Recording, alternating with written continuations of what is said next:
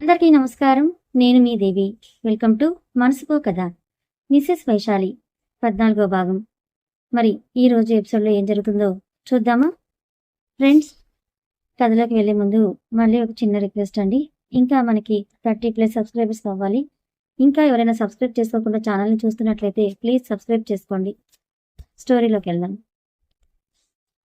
సాయంత్రం వైశాలి లేచేసరికి ఇంట్లో ఎవరివో మాటలు వినిపిస్తూ ఉండడంతో లేచి బయటకు వస్తుంది. శేఖర్ సురేష్ గారితో నవ్వుతూ మాట్లాడుతూ కనపడతాడు. వైశాలి నాన్న, వైశాలి అని సురేష్ దగ్గరకు తీసుకొని నుదుటిపై ముద్దు పెడతాడు. అమ్మేది? లేదురా, నిన్నే అక్కడ తీసుకువెళ్దామని వచ్చాను గాని వెంటనే శేఖర్ వైపు చూస్తుంది. శేఖర్ కూడా వైశాలి వైపు చూసి కళ్ళారుతాడు. సురేష్ ఇద్దరిని గమనించి నవ్వుకుంటాడు. అత్తయ్య గారిని అడిగి రేపు చెప్తాను నాన్న అని చెవిలో మెల్లగా అంటుంది. అలా అనగానే సురేష్ నవ్వుతూ తలుపుతాడు. బామ్మ, ఏంటి తండ్రి కూతుర్ల సీక్రెట్స్? ఏనేది అత్తయ్య గారు? సరే బావగారు, నేను బయలుదేరుతాను ఇంకా. సరేనండి అనగానే సురేష్ గారు బయలుదేరుతాడు. శేఖర్ గోవింద్ కలిసి బయటికి వెళ్తారు. ఉదయాన్నే వైశాలి లేచి బయటకు వచ్చి నీళ్లు ఉండడంతో సడన్ గా జారి కింద పడుతుంది. వెంటనే అమ్మ అని అరవడంతో శేఖర్కి మెలకు వచ్చి స్పీడ్గా వస్తాడు. అందరూ అరుపుకు లేచి పెరట్లోకి వస్తారు. అమ్మ అని ఏడుస్తూ ఉంటుంది. అలా ఎలా పడ్డావు అని నెమ్మదిగా లేచి నడిపించుకుంటూ బెడ్ మీద పడుకోబెడతాడు. అసలు నీకెందుకు? అటువైపు ఒక చోట కుదురుగా ఉండవా? అలా అరుస్తావేంట్రా? పాపం ఒకవైపు అసలే నొప్పితో ఏడుస్తుంటే జాగ్రత్తగా ఉండాలి కదమ్మా, పొట్టి మనిషి కూడా కాదు అని శ్రావణి వేడినీళ్ళు తీసుకురావడంతో కాపలా పెట్టబోతారు మహాలక్ష్మి. అత్తయ్య గారు వద్దు, నేను పెట్టుకుంటా. నేను పెడతా, ఇటు ఇవ్వండి అత్తయ్య గారు అనగానే మహాలక్ష్మి గారు ఇస్తారు. శ్రావణి పెట్టి వెళ్ళగానే శేఖర్ కూర్చొని కోపంగా చూస్తూ ఉంటాడు. వైశాలి, నేనేం చేయలేదండి, జారింది కాలు, నేనేమైనా కలగను నాన్న. సరే అని శేఖర్కి ఫోన్ రావడంతో తీసుకుని మాట్లాడి అని పెట్టేసి ఫ్రెష్ అవడానికి వెళ్తాడు. వచ్చి తన హెయిర్ సెట్ చేసుకుంటూ మంచం దిగినట్టు తెలిసిందో కాళ్ళు విరుగుతాయి. మరి కాలేజ్ అనగానే కోపంగా కులెక్కిస్తాడు. అదే అడుగుతున్నా అండి, కాలేజ్ వైపేనా వెళ్ళేది అని. అవును, అయితే ఏంటి? ఎందుకు అంతలా కసురుకుంటారు? నువ్వు చేసే పనులకి ఏం చేయమంటావు? ఇలా నా మీద కోపడితే నేను మా పుట్టింటికి వెళ్ళిపోతా. ఏది కాళ్ళు అడుగుపెట్టు, వాత పెడతా. వెళ్ళండి ఆఫీస్కి. మిమ్మల్ని కదిలించి మాట్లాడుతున్నా చూడు, నాకు జరగాల్సిందే. యాక్షన్ వద్దు, జాగ్రత్త, టైం అయింది, వెళ్ళొస్తా. టాటా అని శేఖర్ వెళ్ళగానే అమ్మ నొప్పొస్తోందని అనుకుని ఏడుస్తూ పడుకుంటుంది. మధ్యాహ్నం శ్రావణి సహాయంతో ఎలాగోలా ఫ్రెష్ అయ్యి వచ్చి నిద్రపోతుంది. సాయంత్రం శేఖర్ వచ్చేసరికి అందరూ ఉంటారు. ఎలా ఉంది వైశాలి ఇప్పుడు అడుగుతుంది మహాలక్ష్మి. పర్లేదు అత్తయ్య గారు అనగానే సరే అని అందరూ బయటికి వెళ్ళిపోతారు. బెడ్ మీద కూర్చొని వైశాలిని చూస్తాడు. ఎందుకు ఏడుస్తున్నావు? నొప్పొస్తోందండి బాగా. మరి వాళ్ళు అడిగినప్పుడు చెప్పొచ్చుగా అని. భయపడతారని చెప్పలేదండి, మరి నాకెందుకు చెప్తున్నాను? నాకు భయం వేస్తోంది, అందుకే చెప్తున్నా అని అనగానే శేఖర్ నవ్వుతాడు. పిచ్చి వైశాలి అని పద, హాస్పిటల్కి వెళ్దాం. నేను రాలేను, నువ్వు తీసుకురండి. అది బామ్మ దగ్గర ఉండాలి, తీసుకొస్తా ఆగు అని తీసుకొచ్చి స్ప్రే చేస్తాడు. పడుకో బుద్ధిగా, నేను ఫ్రెష్ అయ్యి వస్తాను అనగానే తలూపి నిద్రపోతుంది. అందరూ భోజనాలు చేసి ఎవరి రూమ్లోకి వాళ్ళు వెళ్ళిపోతారు. శ్రావణి కంచాలన్నీ తీసి రూమ్లోకి వస్తుంది. గోవింద్, శ్రావణి, ఏంటండి? ఇదిగో ఐసెట్కి అప్లై చేశా, ఎంబీఏ చేయాలనుకున్నావు కదా అని తీసుకుని వస్తుంది. మళ్ళీ ఆలోచించి వద్దండి. ఏమైంది? వదిలేసుకున్నా కదండి, మళ్ళీ ఎందుకు? నా వల్ల మీరు అవమానపడటం నాకు ఇష్టం లేదు. దీంట్లో నేను అవమానపడటానికి ఏముంది? ఎందుకు లేదండి, ఇప్పుడు మీరు రాయిస్తారు. అత్తయ్య గారు వాళ్ళు మేము వద్దన్న రాయించాడు, మా మాట లెక్కలేదా అని మాటలు వస్తాయి. అంతేకాక ఎందుకండి, ఈ విషయం నేను మర్చిపోయా, మీరు మర్చిపోండి. ఇప్పుడు నా గోల్ మీరిద్దరే. నిజంగా నువ్వు హ్యాపీగా ఉంటావా? ఉంటానండి. మీరు విషయం మర్చిపోయి కూతుర్ని రేపు ఏం స్కూల్లో జాయిన్ చేయాలో ఆలోచించండి. థ్యాంక్ యూ శ్రావణి అని నుదుటిపై ముద్దు పెడతాడు. అయినా ఇప్పుడు ఎందుకు వచ్చింది మీకు ఈ ఆలోచన? ఎందుకో అనిపించింది. అది కాక నాతో పాటు గుళ్ళో ఉంటాడే తాతారావు గారు, వాళ్ళ కొడుకు రాస్తున్నాడంట, అందుకే వెంటనే అనిపించింది అని. మనసులో అన్ని కలలు నెరవేరాలని ఏం లేదు కదండి అనుకుని నవ్వుకుంటుంది. గోవింద్ మాట్లాడుతూ ఉంటే వింటూ ఉంటుంది. వైశాలి నిద్రపోవడంతో శేఖర్ చూసి నవ్వుకుని తల నిమురుతాడు. కొంతసేపు అలాగే టీవీ చూస్తూ నిద్రపోతాడు. రోజులు గడుస్తున్నాయి. ఉపనయనం రోజు రానే వచ్చింది. వైశాలి రా, టైం అవుతుందనగానే వస్తున్నా అని వచ్చి తనే పక్కన కూర్చుంటుంది. నందినోము పంట గురించి. పంతులు గారు, అమ్మా, నువ్వు ఎంగిలి చేసిన ఒక ముద్దు మీ తమ్ముడికి పెట్టు, ఇంకా ఇప్పటి నుంచి తనెవరూ ఎంగిలి తినకూడదు అనగానే తనేకి ఇష్టం లేని కూర కలిపి పెడుతుంది. తనే ఏడుపు వేస్తూ చూడగానే వెక్కిరిస్తుంటే శేఖర్ వైశాలి తల మీద ఒకటేసి వాడికి నచ్చింది పెట్టు, వెక్కిరించడం ఆపి అనగానే తనే నవ్వుతాడు. వైశాలి శేఖర్ వైపు కోపంగా చూసి తనేకి పెడుతుంది. అయిపోగానే తనేని మేళాలతో తీసుకొని వెళ్ళిపోతారు. వైశాలి కిందకొచ్చి అందరిని పలకరిస్తూ టిఫిన్స్ పెట్టడం, కాఫీలు అవి ఇవ్వడం చేస్తుంటుంది. శ్రావణి వచ్చి ఏది ఈ టివ్వు నేను ఇస్తానని తీసుకొని ఇద్దరు కల్పిస్తుంటారు. సురేష్ గారు, శాంతి గారు తనే కలిసి పూజ చేస్తూ ఉంటారు. వచ్చిన వాళ్ళు వైశాలిని పలకరిస్తూ శేఖర్ని కూడా పలకరిస్తూ ఉంటారు. మంత్రం చెవిలో చెప్పగానే వచ్చి అందరూ దగ్గరికి భిక్ష అడుగుతాడు. వైశాలి అని కళ్ళతో చూపించగానే చూసి కళ్ళు పెద్దవి చేస్తుంది. పర్లేదు వెయ్యి అనగానే సరే అని ఇద్దరు కలిసి వేస్తారు. సీతారాం గారు, మహాలక్ష్మి గారు ఒకరినొకరు చూసుకుని శేఖర్ వాళ్ళ వైపు చూసి సైలెంట్గా ఉంటారు. తంతు అయిపోగానే శ్రీవత్స అన్నయ్య భోజనాలకు ఏర్పాట్లు అనగానే రెడీ చేస్తూ ఉంటాడు. శేఖర్ కూడా వెళ్ళి హెల్ప్ చేస్తాడు. సీతారాం గారు, మహాలక్ష్మి గారు, సురేష్ గారు వాళ్ళకి బట్టలు పెట్టి భోజనాలకు వస్తారు. భోజనాలు అయిపోగానే అందరివి శేఖర్ వైశాలి దగ్గరికి వచ్చి ఏంటి మేడం ఇవాళ భోజనం చేయరా ఇంకా అనగానే చూసి పదండి అని నవ్వుతుంది. వాళ్ళిద్దరే మిగలడంతో తింటూ ఉంటారు. ప్రవీణ్ అన్న నెయ్యి అనగానే పోసేస్తుంటే అరే వాటర్ అనుకున్నావా చచ్చిపోతాను రెండిపోయి ఏంటో ఇది అడుగుతుంది. పోస్తుంటే తిడుతోంది. బావగారు మీకేమైనా కావాలా అడుగుతాడు ప్రవీణ్. శేఖర్ వద్దులేండి అనగానే అందరూ నవ్వుతారు. సాయంత్రం అందరూ కలిసి ఎక్కడ వాళ్ళు అక్కడికి వెళ్ళిపోతారు. సురేష్ గారు వచ్చిన వాళ్ళందరికీ బట్టలు పెట్టి పంపిస్తారు. శేఖర్ మామయ్య గారు మేము కూడా బయలుదేరుతాం. అవును బావగారు అలా అనగానే బట్టలు పెట్టి పంపిస్తారు. అందరూ ఎవరి బైక్లో వాళ్ళ ఇంటికి వస్తారు. ఇంటికి వచ్చిన శేఖర్, వైశాలి లోపలికి వెళ్ళబోతుంటే ఆగండి అనగానే ఆగి ఒకరినొకరు చూసుకుంటారు. మీరు భిక్షగా ఏం వేశారు? అది నాన్న డబ్బులు వేశాను. ఎంత? 10,000. అవసరమా అంతా? మనం ఎలాంటి పరిస్థితుల్లో ఉన్నామో తెలుసుగా. రూపాయి కూడబెడుతుంటే నువ్వు ఇలా ఖర్చు చేస్తున్నావా? అయినా అంత డబ్బు ఖర్చు వేయమని చెప్పింది ఎవరు? నీ పెళ్ళామా? నాన్న అవి నా బోనస్ డబ్బులు. తనయ్యకి ఇప్పుడు తప్పితే ఇంకెప్పుడు పెడతాం. అందుకే నాన్న. అదీ కాక వెంకటరమణ గారికి ఇవ్వాల్సిన బాకీ 20,000 ఇచ్చేసా అనగానే సీతారాం గారు సైలెంట్గా ఉంటారు. నాన్న వాడు నా బామర్ది. వాడికి నేను కాకపోతే ఎవరు పెడతాడు? నువ్వు కూడా మామయ్యకి ఏదైనా అవసరమైతే సహాయం చేస్తావు కదా అనగానే ఇంకేం మాట్లాడరు. వైశాలి వంటింట్లోకి వెళ్తుంది. అందరికీ కాఫీ చేసి తీసుకొచ్చి ఇవ్వగానే తాగుతూ ఉంటారు. అలసిపోవడంతో నిద్రపోతారు. టీవీ చూస్తూ వైశాలి నువ్వేమైనా ఫీల్ అయ్యావా? వైశాలి బుక్స్ చూస్తూ నేనెందుకు ఫీల్ అవుతా అండి? అలా ఏం లేదు. నేను ఒకటి అడగనా మిమ్మల్ని? వైశాలి వైపు చూస్తూ అడుగు అంటాడు శేఖర్. మీకెందుకు తనే అంటే అంత ఇష్టం? వాడి వల్లే కదా నువ్వు నా లైఫ్లోకి వచ్చింది అని నవ్వగానే అబ్బా చెప్పండి. ఏమో నాకు తెలియదు. వాడంటే ఇష్టం అంతే అనగానే వైశాలి నవ్వుకొని చదువుకుంటూ ఉంటుంది. శేఖర్ కూడా టీవీ ఆపేసి ల్యాబీలో చదువుకుంటూ ఉంటాడు. వైశాలికి 7వ నెల వస్తుంది. డిగ్రీ ఫైనల్ సెమ్ ఎగ్జామ్స్ రాసేసి ఇంట్లో ఉంటుంది. నోటిఫికేషన్ చూసి మనీ తీసుకొని బయటికి వెళ్ళి వస్తా అని యూపీఎస్సీకి అప్లై చేసి వస్తుంది. ఇంటికి వచ్చేసరికి ఫాతిమా, అమృత ఉండడం చూసి హే అనుకుంటూ వచ్చి అప్ చేసుకుంటుంది. సీతారాం గారు అందరూ చూసి నవ్వుకుంటారు. మామయ్య గారు వీళ్ళు నా 10th ఫ్రెండ్స్ అండ్ నా బెస్ట్ ఫ్రెండ్స్. నువ్వు అరిచిన అరుపులకే తెలుస్తోందిలే అంటారు గోవింద్. బావగారు శ్రావణి ఊరుకోండి అని గోవింద్ భుజం మీద కొడుతుంది. నవ్వుతూ వాళ్ళ ముగ్గురిని చూస్తుంది. వైశాలి లోపలికి తీసుకువెళ్దామని ఉన్న బామ్మగారు ఒప్పుకోరని సైలెంట్గా ఉంటుంది. మీరు మేడ మీదకి వెళ్ళి మాట్లాడుకుంటారా అనగానే సరే అని తీసుకుని వెళ్తుంది. ఏ డార్లింగ్ చాలా చేంజ్ అయ్యావు తెలుసా? అమృత నిజంగానే. అవునా? ఏం చేంజ్? అన్నిట్లో చేంజ్. సరే కానీ మాకు బుడ్డి వేషాలను ఎప్పుడు ఇస్తున్నావు? ఇంకా 2 monthsలో. అప్పుడు రాకపోవాలి మీ ఇద్దరిని కలిసి కొడతా. దానికన్నా ముందు నువ్వు పెళ్లికి రావాలి. కొంపదీసి నీదా? కాదులే భయపడకు. మన అమ్ముది అని అమృత బుగ్గలు పట్టుకొని లాగుతుంది ఫాతిమా. అదే కదా తమరే ఇంకొకరిని చేసుకోవాలి. నిన్నెవరు చేసుకుంటారు? అంటే ఏంటి అని వైశాలి జడ పట్టుకొని లాగుతుంది. వైశాలి నవ్వుతూ నిజమేగా అనగానే పోవే ఇంకేంటే విశేషాలు? ఏం లేదు. నేనేమో డిగ్రీ చేశా, పీజీ చేద్దాం అనుకున్నా. ఇంట్లో పెళ్ళన్నారు. ఇంకా ఈ ఫాతిమా అయితే ఏదో చెప్పి ఇంట్లో ఆపేస్తుంది అంటుంది అమృత. ఎందుకే బాబు పెళ్లి అంటారు? మా మామ ఒకడు ఆగరా అయ్యా అంటే వినడు. అమ్మాయి అన్నాక తొందరగా పెళ్లి చేద్దామని చూస్తారులే గాని అదంతా వదిలేసి ఎగ్జిబిషన్కి వెళ్దామా మనం అడుగుతుంది వైశాలి. హలో కాస్త తట్టుకో, తమరు ప్రెగ్నెంట్. ప్లీజ్ వెళ్దామే. సరే రేపు సాయంత్రం ఓకేనా అనగానే వైశాలి హ్యాపీగా ఫీల్ అవుతుంది.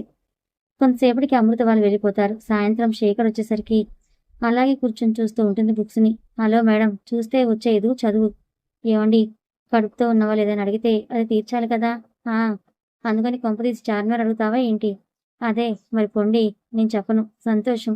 అయి ఫ్రెష్ అయి వస్తా ఆగు అని ఫ్రెష్ అయి వచ్చి మహాలక్ష్మి గారు పిలవడంతో భోజనాలకు వెళ్తారు. రాగానే వైశాలి పడుకొని ఆలోచిస్తుంటే శేఖర్ ల్యాపీ ఓపెన్ చేసి వర్క్ చేసుకుంటూ ఉంటాడు. శేఖర్ వైపు చూసి మళ్ళీ పైకి చూసి ఏమండి? ఏంటండి? అమృత వాళ్ళు వచ్చారు. ఓహో ఏంటి విశేషాలు అని టైప్ చేస్తూ అడుగుతాడు. అమృత పెళ్లి కుదిరింది. ఓ గుడ్. రేపు మేమందరం ఎగ్జిబిషన్కి వెళ్ళాలి అనుకుంటున్నాం. అని కనుబొమ్మలు ముడివేసి స్క్రీన్ చూస్తుంటాడు. చెప్పండి వెళ్ళనా? నీకు బ్రెయిన్ ఉందా లేదా? ముందు అది చెప్పు నాకు.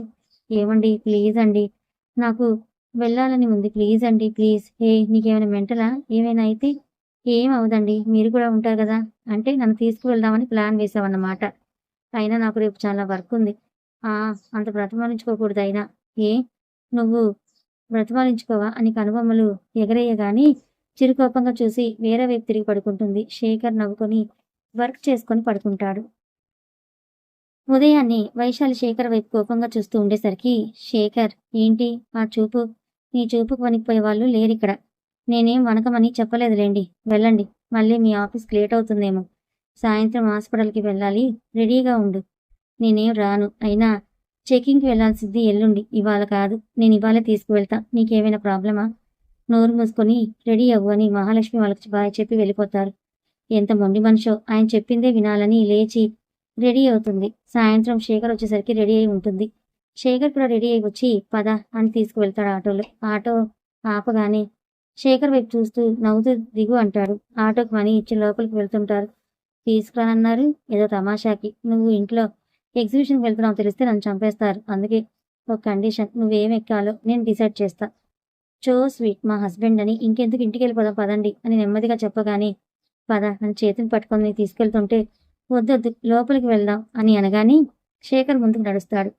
అమృత వాళ్ళ ఫియాన్సీ అండి ఫాతిమ వాళ్ళ మామని తీసుకుని వస్తుంది. ముగ్గురు కలిసి నవ్వుతూ మాట్లాడుకుంటూ ఉంటారు. ఫాతిమ అన్న జైన్ వీల్ ఎక్కుదాం పదండి అనగానే వైశాలి శేఖర్ వైపు చూస్తే నోను అంటూ తలుపితే వైశాలి ఎస్ ఎస్ అంటూ శేఖర్ని బ్రతిమాడుతుంది. వాళ్ళిద్దరిని చూసి నలుగురు నవ్వుకుంటారు. ప్లీజ్ సరే పద అనగానే నవ్వుతుంది. దీనికి ఏం తక్కువ లేదని ఇద్దరిద్దరు ఎక్కుతారు. తిరుగుతుంటే కొంతసేపటికి వైశాలికి వాంతి వస్తున్నట్టుంటుంది. ఆగగానే వెంటనే దిగి పక్కకు వెళ్ళి వాంతి చేసుకుంటుంది. అమృత ఫాతిమ ఏ వైషు ఓకేనా? అని శేఖర్ వాటర్ ఇవ్వడంతో ముఖం కడుక్కొని శేఖర్ని చూస్తుంది. ఇంటికి వెళ్తాను, కొంచెం అనీజీగా ఉంది. అమృత ఓకే పద. మామ మనం కూడా వెళ్దాం పద అని అందరూ బయటకు వస్తారు. ఆటో ఎక్కగానే వైశాలి శేఖర్ వైపు చూసి సారీ అండి అనగానే శేఖర్ కోపంగా చూస్తాడు. సైలెంట్గా ఉంటావా అని ఇంటి దగ్గర దిగగానే మనీ ఇచ్చి లోపలికి వెళ్తాడు. మహాలక్ష్మి గారు భోజనం పెట్టడంతో తినేసి ఎవరి రూమ్కి వాళ్ళు వెళ్తారు. ఈ టాబ్లెట్ వేసుకో అని తీసి ఇవ్వగానే నవ్వుకుని వేసుకుంటుంది. శేఖర్ మంచం మీద కూర్చొని టీవీ చూస్తుంటే వైశాలి పిలుస్తుంది. అయినా అలాగే టీవీ చూస్తూ ఉండేసరికి కోపంగా చెవి దగ్గరికి వెళ్ళి సారీ అని గట్టిగా అరుస్తుంది. కోపంగా ఒక లుక్ ఇచ్చి మళ్ళీ టీవీ చూస్తూ ఉంటాడు. నీకు ఇలా కాదు అని మళ్ళీ చెవిలో సారీ సారీ అని నాన్ స్టాప్గా చెప్తూ ఉండేసరికి ఏంటే అని రిమోట్ పక్కన పడేసి వైశాలిని ఒడిలోకి లాక్కుంటాడు. ఇప్పుడు చెప్పు ఏంటి అని ముక్కు లాగగానే అని అరుస్తూ చేతి మీద కొడుతుంది. వదిలితే నేను పడుకుంటే మరి ఇందాక చెప్పిన సారీ ఎవరు చెప్తారు? అన్నిసార్లు చెప్పాగా. ఎన్నిసార్లు అని చేత్తో లెక్కేసుకుంటూ ఉంటే శేఖర్కి నవ్వొచ్చి బుగ్గ మీద ముద్దు పెడతాడు. అని కోపంగా చూస్తుంది. ఏంటి కొన్నిసార్లు చెప్పా కానీ వదలండి ఇంకా. కొన్నిసార్లు ఎన్నిసార్లు చెప్పు వదులుతా. వదలకండి, మీకే కాళ్ళు నొప్పులు పుట్టి వదిలేస్తారు. అదే చూద్దామని మళ్ళీ బుగ్గ మీద ముద్దు పెడతాడు. వైశాలి ఏమీ రియాక్ట్ కాకపోవడంతో మెడ మీద ముద్దు పెడతాడు. ఇదిగోండి మీరు. నేను నిద్రపోవాలండి. నేను కూడా అదే చేయాలండి. మరి వదలండి. కానీ వదలను అండి అనగానే వాంతి వస్తుంది వదలండి అని చేత్తో చూపించగానే తప్పించుకోవడానికి బాగానే చేస్తున్నారులేండి. నిజంగా నవ్వు వస్తోందండి అని సైగలు చేస్తుంది. సరే అని వదలగానే వెవ్వే అని వెక్కిరించగానే శేఖర్ నవ్వుతాడు. వెక్కిరించడం ఆపేసి ఎందుకో అంత నవ్వు. నువ్వు పడుకోవాల్సింది ఇక్కడే, మర్చిపోయావా మాలోకం? అయితే నేను బామ్మగారి దగ్గరికి వెళ్తాను. అడుగు బయట పెట్టు. నేను మా పుట్టింటికి వెళ్ళిపోతా మీరు ఇలా భయపెడితే. ఎక్కడికి వెళ్ళేది అని వచ్చి వైశాలి ఎదురుగా నిల్చుంటాడు. వైశాలి బిక్కుమొహం వేసుకొని చూస్తూ ఉంటే ముద్దు పెట్టు వదిలేస్తా. వైశాలి సరే నువ్వు పెట్టకు నేను పెడతా అని వైశాలి పెదవులతో జతకడతాడు. కొంతసేపటికి వదిలి ఏంటి చెప్పు వెళ్తావా మీ పుట్టింటికి? అని వెళ్ళి సైలెంట్గా పడుకుంటుంది. శేఖర్ నవ్వుకొని టీవీ ఆఫ్ చేసి వైశాలిని చుట్టుకొని పడుకుంటాడు. రోజులు గడుస్తున్నాయి. అమృత పెళ్లికి వెళ్ళొస్తారు. అలా రోజుకో గొడవతో అల్లరితో ఒకరితో ఒకరు సాన్నిహిత్యంతో రోజులు స్పీడ్గా గడిచిపోతూ ఉన్నాయి. వైశాలికి 9 నెల రావడంతో శ్రీమంతానికి సన్నాహాలు చేస్తారు. వైశాలి నాకు కాజు హల్వా తినాలని ఉందండి. నేను ఆఫీస్లో ఉన్నానే, సాయంత్రం వచ్చినప్పుడు తీసుకొని రానా? సరే తిన్నారా? ఫోన్ పెట్టేసి చదువుకో. ఇంకా ఫోన్ వదిలికిచ్చి తిను ముందు. ఇస్తాను. ముందు చెప్పండి. తినలేదు. ఇంకా టైం ఉంది. వర్క్ ఉంది. నేను తింటాను. నువ్వు తిను. సరే అని కట్ చేసి శ్రావణికి ఇస్తుంది. శ్రావణి నేను తీసుకురానా పోనీ? ఏంటి శ్రావణి? అడుగుతుంది మహాలక్ష్మి. వైశాలికి కాజు హల్వా తినాలనుందంట అత్తయ్య. శేఖర్ అడిగితే సాయంత్రం తీసుకొస్తా అన్నాడు. ఆ వైశాలి అసలు నువ్వు వంటగదిలోకి ఎందుకు వస్తున్నావు? పద హాల్లోకి అంటారు మహాలక్ష్మి. అది ఆకలి వేస్తుందని ఏం చేసి పెట్టమంటావు? ఏదైనా పర్లేదు అత్తగారు అని హాల్లోకొచ్చి కూర్చుంటుంది వైశాలి. శ్రావణి ఆగు మీ బావగారికి చెప్తాను తీసుకురమ్మని అనగానే వైశాలి ఆనందంగా తలుపుతుంది. శ్రావణి చెప్పేది తెలియకపోవడంతో సీతారాం గారికి ఫోన్ చేసి చెప్తారు. శ్రావణి కూడా గోవింద్కి ఫోన్ చేసి చెప్తుంది. కొంతసేపటికి ఎవరో డోర్ కొట్టగానే వైశాలి వెళ్ళి ఓపెన్ చేస్తుంది. బామ్మ ఎవరే? శ్రావణి కనుక్కుంటున్నాను అమ్మమ్మ గారు. ఎవరు కావాలి? స్వీట్ ఆర్డర్ పెట్టారు. ఎవరు? శేఖర్ గారంట అనగానే శ్రావణి నవ్వుతూ తీసుకుంటుంది.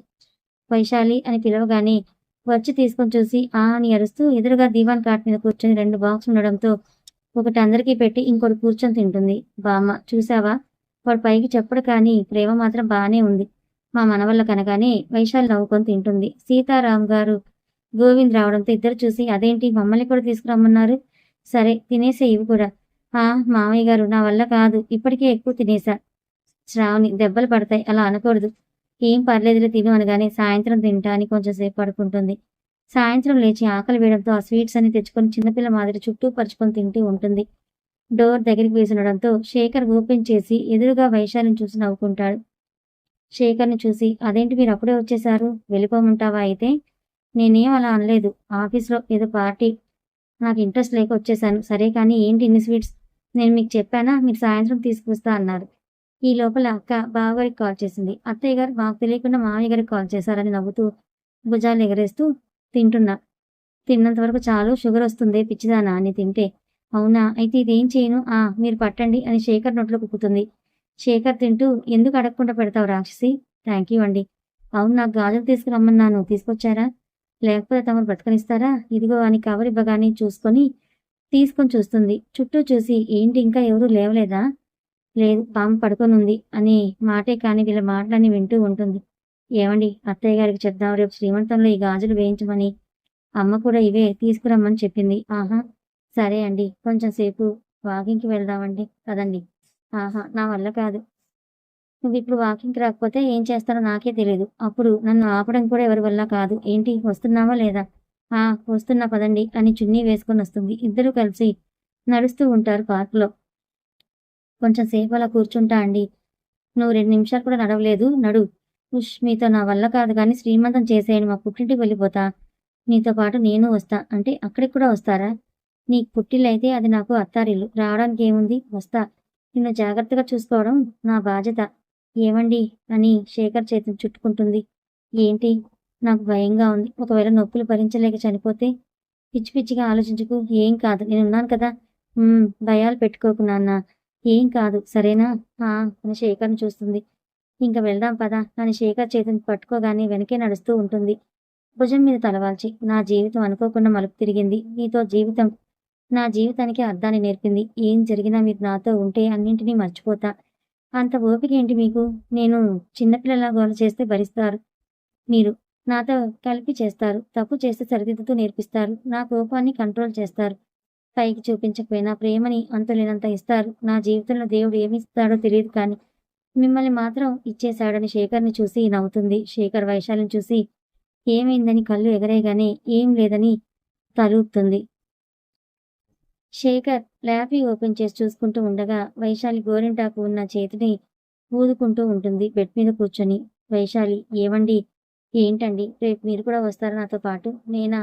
నేనెందుకని వైశాలి వైపు చూసి అడుగుతాడు. ఊరికే అడిగానులేండని అమ్మా అంటుంది. వెంటనే శేఖర్ కంగారుగా వైశాలి వైపు చూసి కళ్ళు ఎగరేస్తాడు భయంతో. ఏమైంది? పెయిన్సా? అప్పుడే నా బొందండి బేబీ తన్నిందని నవ్వుతూ చెప్తుంది. అవునా? ఇటు రండి అనగానే శేఖర్ వైశాలి ముందుకు వచ్చి మోకాళ్ళ మీద కూర్చుంటే అక్కడ పెట్టండి చేతిని అనగానే పెడతాడు. బేబీ మళ్ళీ తనడంతో శేఖర్కు చెప్పలేనంత సంతోషం వస్తుంది. వెంటనే వైశాలిని హక్ చేసుకుంటాడు. ఫుల్ హ్యాపీ అని వెనక్కి జరిగి నుదుటిపై ముద్దు పెడతాడు. నీకేం కావాలో చెప్పు. ఆ రోజు ఏం కావాలంటే తర్వాత అడుగుతా అన్నావు కదా. నాకేమున్నాయి? ఇప్పుడైతే ఏం లేదండి. తర్వాత అడుగుతా.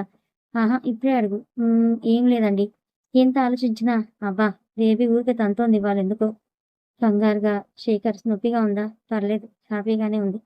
అసలు మీ అమ్మాయిలు అంత నొప్పిగా ఉన్నా ఎలా నవ్వగలుగుతారు? మళ్ళీ చిన్నవాటికి మాత్రం ఏడ్చేస్తారు. అదంతే. ఏవండి, నాకు నిద్రొస్తోంది. అయితే నేనేం చెయ్యాలి? జోలపాట పాడమంటావా ఏంటి? అబ్బా, మీకు చెప్పాను చూడండి అని తల పట్టుకొని పడుకోవడానికి ఇబ్బంది పడుతుంది. శేఖర్ చూసి వైశాలి కాళ్ళను పట్టుకొని మంచం చివరుంచుతాడు. ఓకేనా ఇప్పుడు? మీరెందుకు నా కాళ్ళు పట్టుకున్నారండి? నువ్వు ఆ గోరింటాకు ఉన్న కాళ్ళు చేతులు వేసుకొని పడుకోవడానికి ఇబ్బంది పడుతున్నావుగా. అందుకే. అయినా పర్లేదులే. ఇంకెప్పుడు నా కాళ్ళు పట్టుకోవద్దు మీరు. నువ్విప్పుడు గప్చుప్గా పడుకుంటున్నావా లేదా? వైశాలి పడుకుంది అని కీచు గొంతుతో చెప్పగానే వెనక్కి తిరిగి చూసి నవ్వుకొని అన్నీ క్లోజ్ చేసి వచ్చి వైశాలిని హక్ చేసుకొని పడుకుంటాడు. ఉదయాన్నే వైశాలి లేచి శేఖర్ వైపు తిరిగి చూసి నుదుటిపై ముద్దు పెడుతుంది. శేఖర్ అలాగే నిద్రపోవడం చూసి నవ్వుకుంటుంది. ఇంతలో డోర్ ఎవరో కొడుతూ ఉండడంతో శేఖర్ డిస్టర్బ్ అయి లేచి వెళ్ళి ఓపెన్ చేస్తాడు. అప్పటికే ఇంట్లో జనాలందరూ వచ్చి ఉంటారు. శ్రేవణి, వైశాలి ఇంకా ఫ్రెష్ అవ్వలేదా? కనీసం నిద్ర లేచిందా అని శేఖర్ని పక్కకు జరిపి లోపలికి వస్తుంది. వైశాలి ఇంకా ఇలాగే ఉంటా ఎలా? లేచి ఫ్రెష్ అయ్యి రాపో. శేఖర్, నువ్వు ఈ రూమ్లోకి రాకూడదు. సరే వదినా అని శ్రావణి వాళ్ళ రూమ్లోకి వెళ్ళి అతను ఫ్రెష్ అయి వైట్ షర్ట్ వేసుకుని టక్ చేసి వచ్చి అన్ని పనులు చూస్తుంటాడు. వైశాలి ఫ్రెష్ అయి రాగానే శారీ కట్టి రెడీ చేస్తూ ఉంటారు. ఇంతలో సురేష్ గారు వాళ్ళు రావడంతో శేఖర్ వెళ్ళి వాళ్ళ చేతిలో ఉన్నవి తీసుకుంటాడు. కథ కొనసాగుతుంది. తర్వాత ఏం జరుగుతుందో తెలుసుకోవాలనుకుంటే ఛానల్ని ఫాలో అవ్వండి. ప్లీజ్ సబ్స్క్రైబ్ చేసుకోండి.